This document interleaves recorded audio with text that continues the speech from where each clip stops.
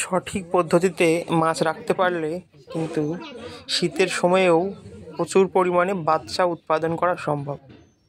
দেখো আমার এই গাপ্পি মাছগুলোতে এখনও কিন্তু বাচ্চা দিচ্ছে।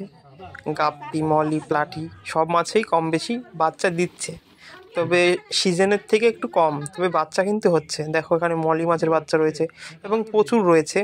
ওপরে কিছু কিছু ঘুরছে, সেগুলোই দেখাচ্ছি। একটা বাটির মধ্যে কয়েকটা তুলেছি। এখানে কিন্তু মলি, গাপ্পি, প্লাটি মাছের বাচ্চা রয়েছে, তোমরা দেখতেই পাচ্ছ। সো অনেকে বলে শীতে মাছে বাচ্চা দেয় না, সেটা সম্পূর্ণ ভুল কথা। যারা বাচ্চা তুলতে পারে না তারা এই কথাটি বলে।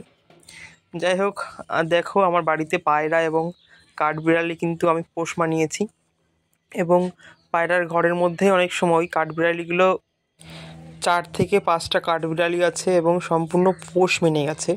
এরা ইচ্ছা মতো পায়রার ঘরে যায়, থাকে এবং পায়রার সাথেই খাবার খায়। দেখো এখানে 2টো কাঠবিড়ালি রয়েছে এই পাশে, আর ঘরের মধ্যে একটা।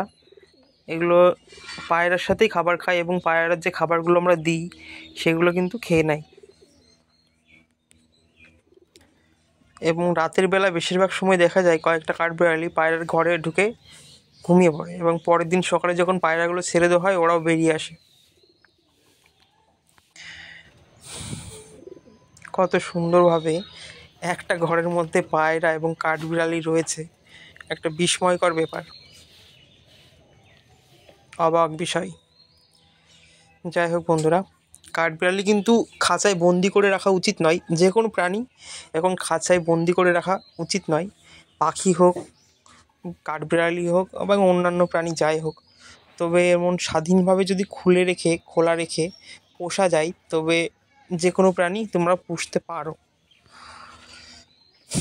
কাঠবিড়ালিগুলো বাচ্চা দেবে সম্ভবত খুব তাড়াতাড়ি। বাচ্চা হলে বাচ্চার ভিডিও তোমাদের সাথে শেয়ার করব।